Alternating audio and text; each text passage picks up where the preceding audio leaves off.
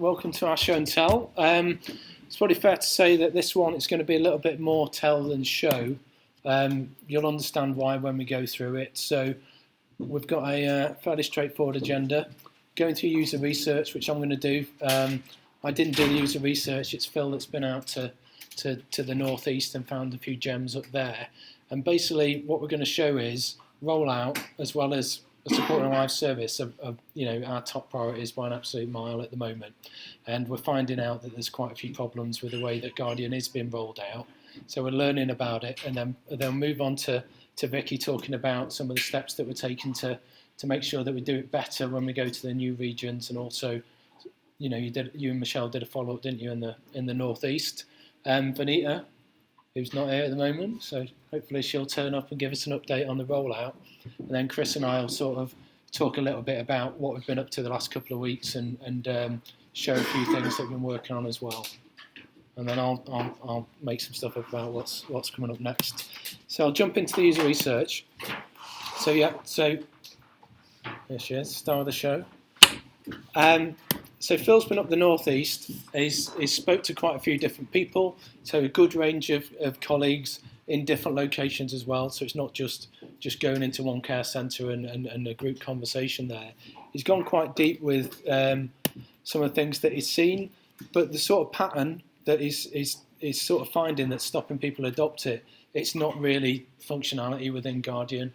So the three things that he's identified are big issues, and they're things that we're sort of responsible for as a team as well. We're not seeing this as only a problem for us if it's a functional problem. So he has done some videos, but they're quite long. So and they go on for a bit before we get to the meat of it. So I'm not going to play them all. Otherwise, it takes about 20 minutes to do all three of them. So I've watched them and I'll try and bring them to life. So this video sort of gets into how Guardian's quite slow as you're going through different parts of it, and we've heard lots of colleagues in different locations say that this is a problem, but the challenge we've had is pinpointing what it is. So it looks like it's a bit of everything. So in some places we know the Wi-Fi strength isn't great. We're also seeing problems with the actual connectivity of tablets and the way that people use them. And I'll explain this in a bit more deeper when we get into a review of the last fortnight. There's probably some areas where we can make some improvement to the code base to just make it work a bit quicker as well. So all these things are starting to add up that are causing difficulties, obviously, for our colleagues on the front line. And when they find it difficult, they find it harder to adopt it and use it all the time, every time.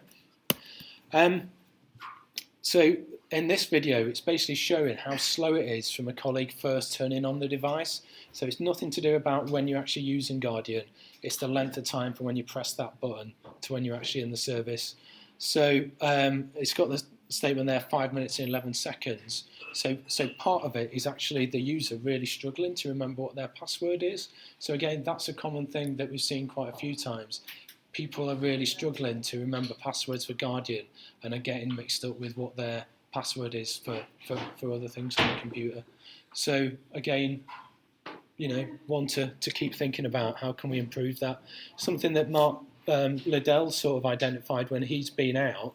He says that colleagues are using these tablet devices as if they're a laptop, so they're always powering them off. Whereas obviously we use tablets at home and we don't power them off. We just sort of send them to sleep. So there's little things like that. If we can get that into the behaviour as well, get them used better, and also some more emphasis on the training. So Vicky will touch this a little bit when she comes on, but essentially we're putting more effort into training very early on about how to actually use the tablet. Again, we're seeing that reoccurring problem that colleagues are just struggling to know how to use the device. And this is quite a big one and a bit of a concern, really. So people are using it in an inconsistent way. And the drive for that is, in this example, Phil's basically speaking to a colleague who missed the training. So when the training was done in the northeast, it was a massive sheep dip. So people were taken out of the operation for a couple of days, shown everything. It's probably fair to say in the lessons learned, it's come out that they're a little bit overwhelmed, and then there was a bit of a break. However, for this colleague, he wasn't in the business during those. I think he was on holiday, so he missed the training. So he's kind of been trained by other colleagues that are probably a little bit patchy on it. So it's led to a few gaps. And a strength that we see with funeral care colleagues is when they're not sure, they kind of find a way.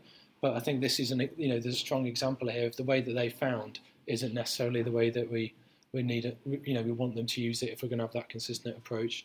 So again, these are all like really useful insights because it's identifying the problem so we can do something about it now, rather than sort of just push out Guardian and just sort of say good luck with that, guys, and leave them to it.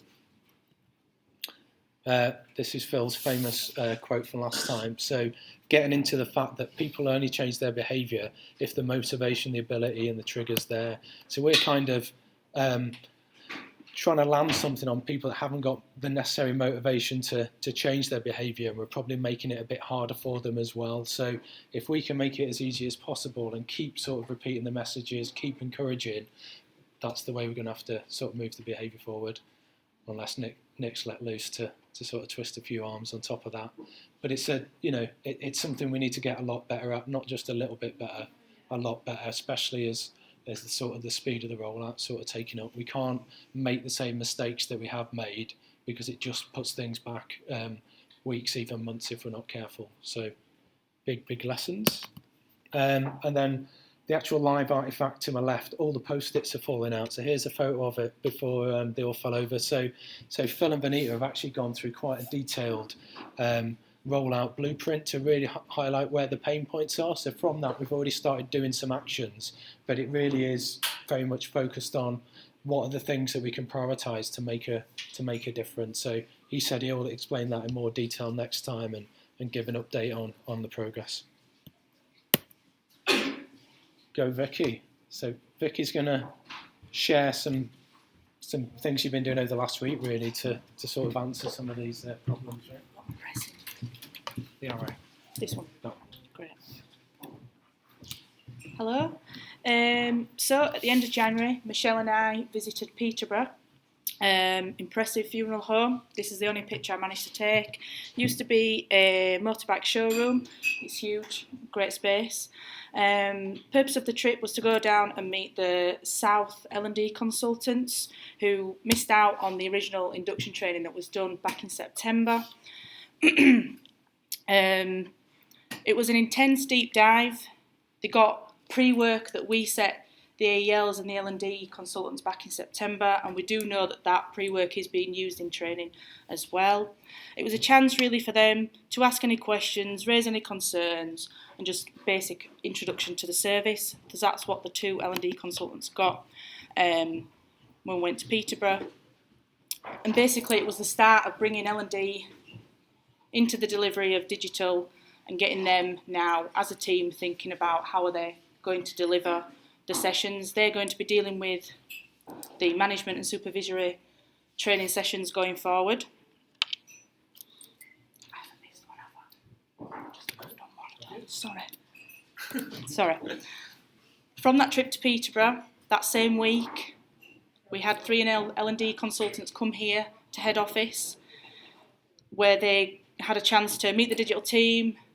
They met with Venita, spoke to Carl. They had a session with Mark Liddell about the tablets, and again it was just them pulling together as a team, devising their training going forward as we roll out. They got to see the business readiness pack. Basically just their involvement now going forward, dealing with the management and supervisory teams. They were never involved in the hot houses, so this is all brand new, and this is the reason why Michelle and I went back to Newcastle. So when we went to Newcastle with Phil, the user researcher, we met the regional operations manager, Dave Knowles, and we had a 1.5-day session with his management and supervisory teams. We covered off impact scenarios, which we think wasn't really covered off in training. We got them thinking about the impact of how each colleague touches the service. They wanted helpful hints and tips. This is what L&D are going to be doing going forward. We showed them how to find anomalies in the service. We made it interactive. It was a really good session, really positive. They do plan to go digital only as of Monday, which is really positive. They were they are really busy. They've been dual running for a long time, so it's time now to pull that and just take the plunge. This was the most upsetting thing that I saw when I was there, and hopefully when we go back and when they do go digital only, we're not going to see it again. Closed tablets and printouts of lots of paper. So this is what digital is going to solve when we go digital only in Newcastle. Okay. That's great. Just to add to what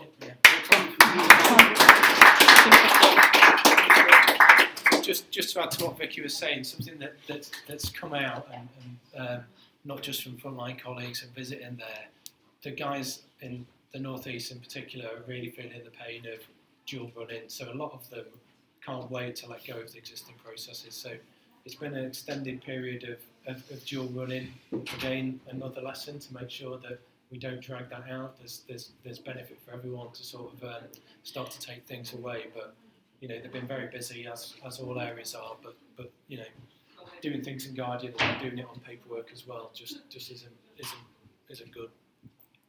Right. Benita, you're on.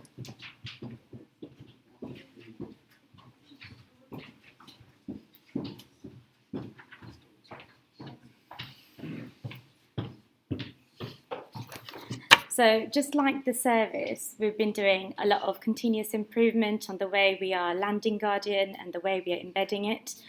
As Vicky mentioned, the Northeast team have remained in digital first for a significant period of time for various reasons. They were in peak, they had a significant amount of colleagues that were either sick or needed recruiting. And taking all these lessons that we're learning from all the regions we're just literally building and making sure that we improve on each of the regions we land in. So one of the things we did last Friday with Martin is we got all the ROMs together from all the existing regions and we did a bit of a retro, which Carl helped us set up. And there was really some interesting things that came out of the ROMs. And one of the key kind of areas was training. So already in Exeter, the training approach has changed. They have decided to train the supervisory level first, so they're better equipped to deal with colleagues when they're coming to them with questions. They're actually setting them homeworks after an introduction rather than a pre-work. So it's not a panic when they get the pre-work and they think, oh my God, I don't know what to do, and then not end up doing the pre-work altogether and coming not prepared. So what they do is they give a little bit of an introduction to the service, a bit of the feel, and then they get a bit of a homework, and then they have a confidence survey after they've done the homework and a little bit of structure to it. We also realised that when this training is happening, the FAs are really comfortable during training. So, but when reality kicks in and they take a tablet in front of a client, their rhythm changes. It's no longer pieces of paper that they've used for years, that they have a rhythm built, a conversation that they've got used to, and the scenario changes. So one of the things we're encouraging the L&D consultants to do is role playing. And this is where we're going to build scenarios and sort of like creating one-to-one training and role-play scenarios to help them kind of navigate through this. So it's not a case of when I've got all the time in the world, I'm going to enter the data on an arrangement in the tablet, and that's fine. But in reality, things happen. Maybe the tablet goes into hibernation mode, or maybe you have to quickly find something on the service. The live scenario is always different, so we're encouraging role plays of what to do when these scenarios happen and how to kind of deal with them as they would have done even if it was a paper situation.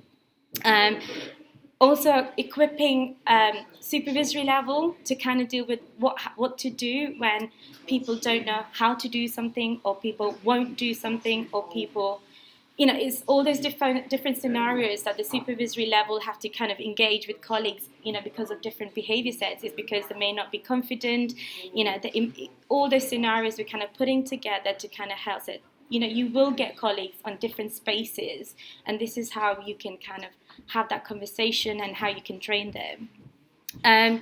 The biggest part is the know-how about the hardware, how to quickly switch off between Wi-Fi and 3G and 4G. There are some amazing quick tips that Mark knows that just doesn't filter down. So, we're doing a bit of a big why with L&D, and it's why it's going to consist of testimonials from these colleagues that have gone through the journey of, paper to digital only. And it's going to be people that have done it really quickly. We got Agnes in Edinburgh that before before we even introduced digital only, they were in beta and trialing tablets.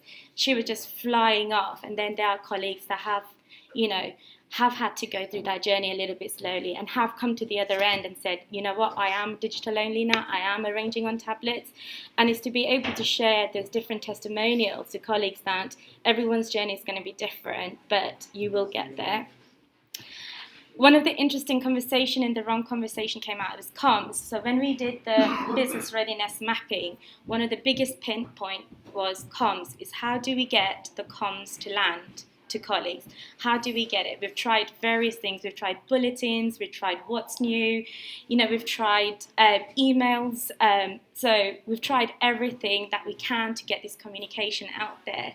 So it's an interesting suggestion that came up to say, the front screen where you log into Guardian, why don't we bespoke some of the comms that have changed? So if something has changed on an arrangement and an FD signs in, why don't we post some of the new things just before they enter their password? So it's a quick, I will need to remember that there's certain parts of my functionality that's changed.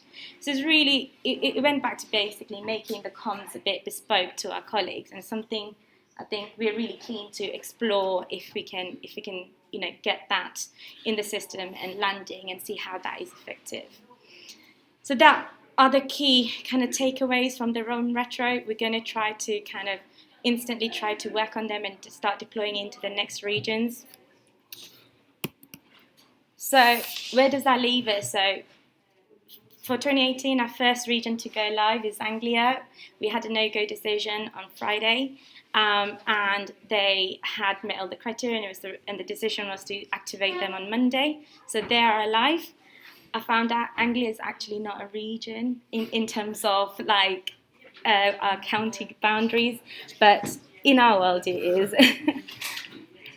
Where we're heading off next to, I found out also that Exeter and Torquay is known as the English Riviera. So the next go live is Exeter. Again, like I was mentioning, they are already optimizing some of the learnings that we've had from the hothouses, how things have worked in Anglia, and incorporating this into their rollout plan. But beyond Exeter, we've got a fast-paced rollout happening. We've got a double rollout going to be preparing for, which is southwestern Scotland and Fife and Angus, followed by Cumbria, Oldham, Stockport and Nottingham. So just before I finish off on the coming soon, going back to what I started it, is how we're learning to kind of do the embedding. We've got some amazing MI that we've initially seen. We've not shared it this time because we want to make sure that what we're comparing is apples to apples. So hopefully next week I'll be able to share some of the MI we've got on some time and care. And this will be a really interesting conversation to have with the colleagues, and the ROMs. We've had 3 months where regions have gone live. We've got some real data coming through, and we'll be able to have a conversation with the regions to say, how can we convert, and how do we get these colleagues converting to digital only as soon as possible? And how do we then take it a next level up and say, create business efficiencies in our operations? That's it for me.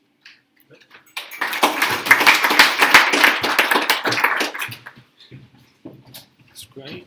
Okay. Have to crib notes. Right, so moving on.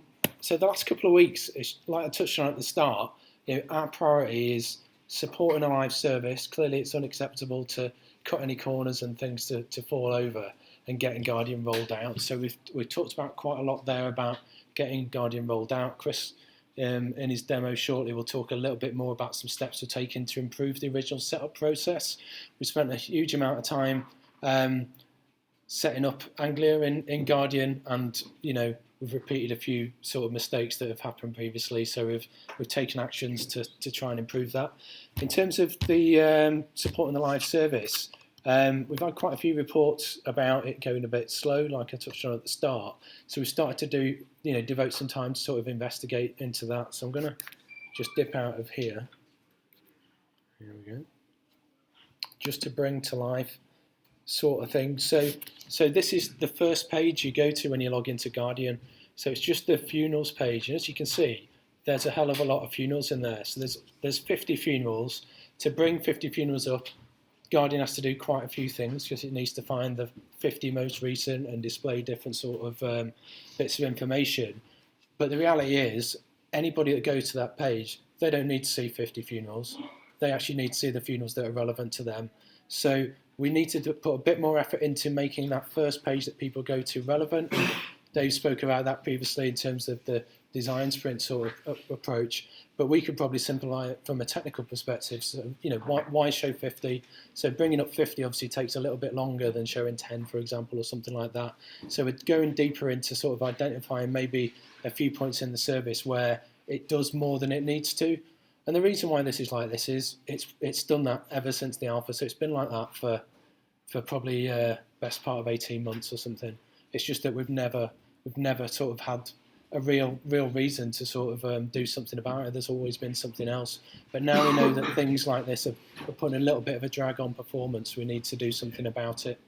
We've also identified maybe an opportunity to sort of test the hardware that logistics managers are using. So care logistics managers use the scheduler part of the service. It's the most complicated part. It's always going to be the most complicated part. If anything, it could become even more complicated in the background because it's applying more rules to make it more useful. But we've sort of visually seen that some of the kit that these guys are using, it's quite old laptops. So we're just as a bit of a test, we're going to lend one of our machines out to Mark in Bolton and see how he gets on to see if it makes a difference. So like I say, I think the performance thing, it's lots in different pieces. So we're exploring things in different ways. And then I will go back to the presentation. And then we've also been reaching out to other stakeholders. I say we, more Andy Longshore over there. So we need more people to get involved to help us to maintain that live service. So for example, there's a digital engineering team that manage the platform. So we've built our platform in the same way that the common platform's there for other things like membership and the World Service. And they're starting to create all sorts of dashboards that can monitor the service. So at the moment, we've still got, it's probably fair to say, a few gaps where it needs quite a lot of manual effort to sort of stay on top of what's happening. So we're trying to improve that, which is going to bring a bit of work onto our backlog, but it's worth the investment to sort of make it better. And then we've already touched on a lot of the work that we're sort of investing as a team as well to help out with nailing the improvements in rollout. So come on up, Chris, and show a few things.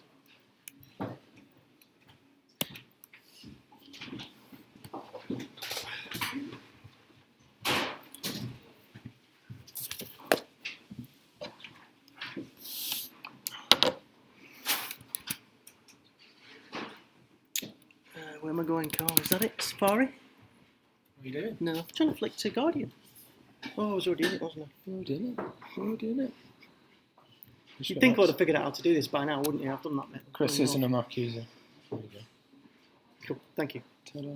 Okay, so I'm going to do 4 short demonstrations. They're all quite short. And actually, the first one is a spreadsheet.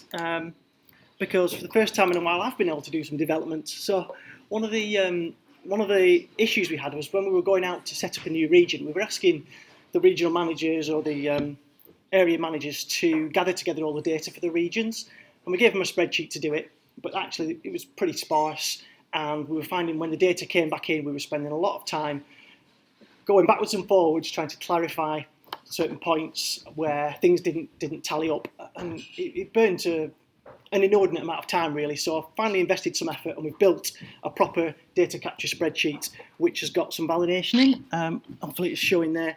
So examples being when they add a site, this is the list of sites in a region. If they're missing little bits of information, then it'll Sure, right, you've got a site, you're missing individual cells. Let's undo that. And also it'll highlight things like you've defined a site here, but you haven't defined there's no colleagues working there, or there's no rooms and TCUs there, so they'll know they've got an incomplete data set, because we're finding that a lot, like they define sites and then forget to write down the names of the chapels and the rooms on the other tabs. And then finally, things just like, again, on for the list of vehicles, just making sure that the places they say those vehicles are located match sites that they've defined on the other tabs. So it all links together, because we basically load this into the database just as a file. Boom, just goes straight in. So the data has to be perfect. So we've already seen that's helping us a lot with the next regions that are coming in. The quality is already miles better. So flicking back. Just chipping on what Chris has said, to put it into context, I'm looking at Vicky now. So last week, Vicky had 13 emails back and forth to try and sort out some of these gaps. And we've had experience of data coming through in dribs and drabs, which then makes it really hard for us to sort of stay on top of it. So, yeah, should be very useful. Yeah, and one of the other things... Go on. No, I was going to say, and the implications of getting it wrong, basically the service doesn't work very well if it's set up wrong in the first place. So again, it's really worth getting it right, and that's part of the problems that we've seen for care logistics managers, where they've got frustrated with things not working and you know, people not being available to be assigned to ceremonies. That's because they've just been matched up to the wrong sites, isn't it? So, yeah. Next question. Yep. So once that database has been created and loaded, who's got visibility to check or update it? So the AELs in each region have access to the admin screens, so they can then see their own data and keep it up to date going forward. So we only use that for the initial sort of bulk loading. They can manage their own data after that. So we I'm looking at Vanita as well. We had a conversation with Andy McCullough last week. So essentially we recognise that care logistics managers probably need more visibility of how people are set up, because they didn't know it was wrong.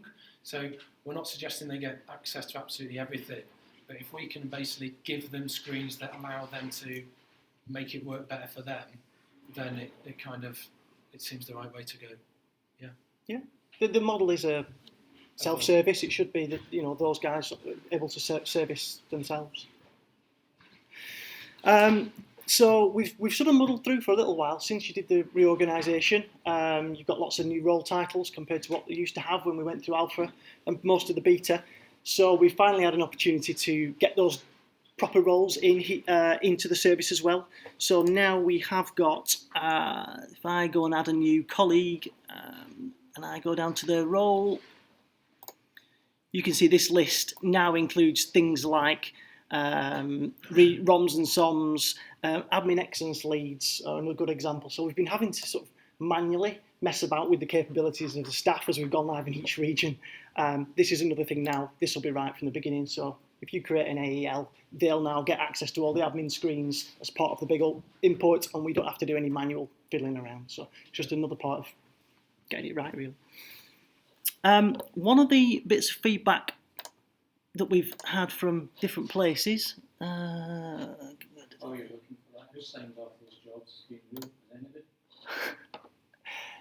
Is anyone inventing jobs, or is someone signing these off as real jobs? But the jobs on there are real just now, but So you sign them off. the users on there. So an AEL, somebody can't come in and say, "We're going to set up a job called Rag and Bone Man." No. We set up Rag and Bone Man, and he's got authority to... No, that's right. So they're signed off and agreed. There's individual capabilities agreed for each of the areas. One of the issues that we were concerned about from a risk perspective was people then attributing different capabilities and different access rights. But we've agreed along with Andy that there's controls put into who gets those in the first instance, and then there's a follow-up scheme, so a periodic check of the data, cross-checking, validating the scheme to make sure that it's been maintained. One of the other bits of feedback we had was that for transfers, the transfer screen was difficult to use because there was an awful lot of information on there. And when we had a look into why that was, we realised that every time you create a first call, that automatically creates a transfer request to go and collect that deceased. But obviously, in a lot of cases, we might not end up going to collect that deceased if we don't actually get the business. That transfer will then just sit there in the list forever. So we've got a lot of obsolete transfers. So we've made a small change to basically to cancel obsolete transfers. So if I just take you to the transfers page, you can see we've got some requested transfers here, and I'm going to use this name here, this Deirdre Mendes. So that's been raised to do the collection.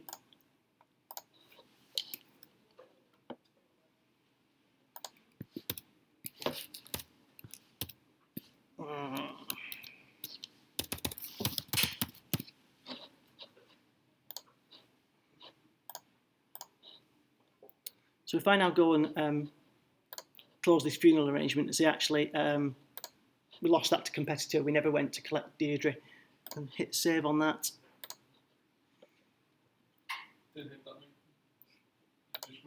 Thank you. If I go back to transfers now, we'll see that the transfer request has gone, and it'll be all the way down the bottom here in the cancelled transfers section. So it's just self-cleaning up. And actually, when we do our first deployment of this into production, it'll do a bulk run through, so it'll affect all future ones, and it'll clear out all the obsolete ones that are sat there clogging it up. There was something like 80 in the list or something on one of the sites. So that's a great example of in production. There's lots of things like this which then make it really hard work for colleagues to figure out what's a valid transfer and what isn't. And my last one. Sorry, Sorry. I've got right in the long cap. So, I know you're thinking that.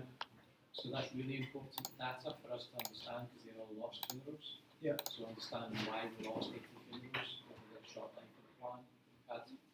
So that's an MI point we should be capturing. Yeah. And we should put the reason code next to everyone. It doesn't change what you guys are doing, it does change what we use that data for, so we don't lose it. Yeah, I did whiz through it quite quick. You do capture the reason why, but not who you lost it to, I think. The problem is they're not showing it. Right.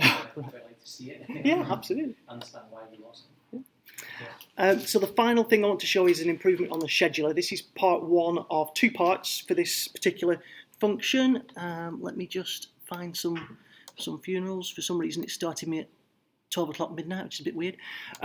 So again, in production, you might have 20 funerals on this page taking place on a day across a region. Even if you're only looking at part of a region, you can easily have an awful lot of funerals. And for a logistics manager, they're going into them, they're checking that Guardian has made decent resourcing decisions, and if it hasn't, it's correct. They're correcting, unassign someone, reassign.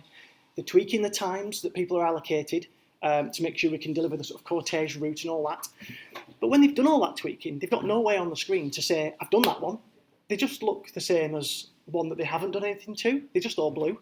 So we've added a little feature now. It's very simple. They can simply mark it as scheduled, and it goes green.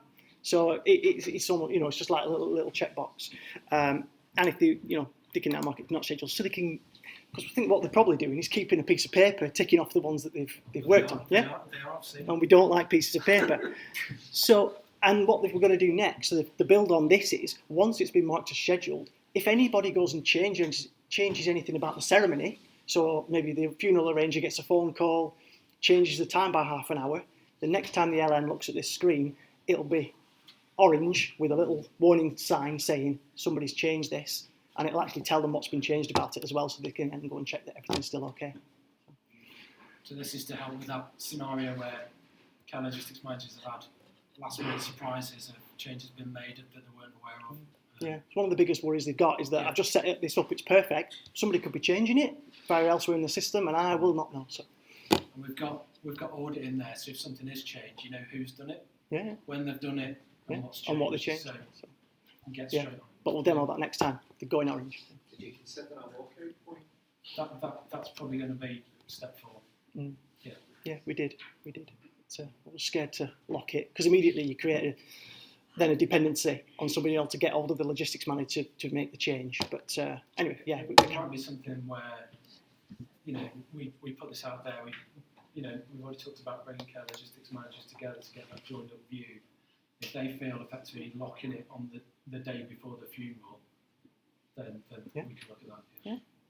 Okay, that's it. That's for demo for today. Great. All right. Thank you.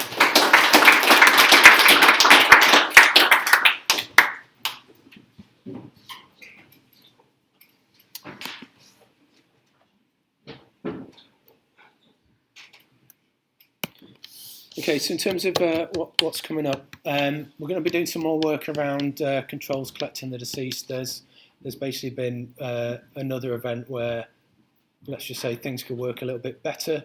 So we're doing a bit of a deep dive into that. I know it's a hot topic for Robert in particular. So looking at different ways where, you know, it really forces colleagues to make sure it's absolutely the right deceased that they're collecting. So the process of booking in, booking out seems to work okay once they're in our care and we're sure it's the right person, but there does seem to be a bit of a grey area on that first collection, particularly in a busy hospital where there can be lots of people with the same name. Like I've already touched on, we're going to invest a bit of time trying to sort out these performance and load issues. Again, you know, very high priority if it's knocking people's confidence in Guardian. More work on reporting analytics. Vanita's already touched on that we'll be sharing some stuff hopefully from next week. Also, we've reached out to the data science guys to see if they can lend us some bodies to sort of put a bit more effort behind it. So we know there's lots of great data in there, but we kind of need somebody to help with a bit of heavy lifting to get it in a place where we can do more with it and sort of do a bit of discovery around what sort of gems are in there that are really going to drive the business benefits. Obviously doing lots more in terms of rolling out to more places. Vanita's already touched on that's only going to speed up, but then we're trying to look a little bit further ahead and trying to sort of understand some big problems that we have to solve. So we do need to try and solve this interface with Rainbow. We know it's a big drain on us as a business in terms of the amount of time and the amount of margin that gets leaked, but there's other areas that are going to contribute to that as well. So there's going to be a bit of deep thinking that's needed that'll obviously, you know, split the team maybe a little bit as people are involved in that whilst also carrying on with the other stuff. Any more questions? No? Right. That's it. Okay. Thank you very much.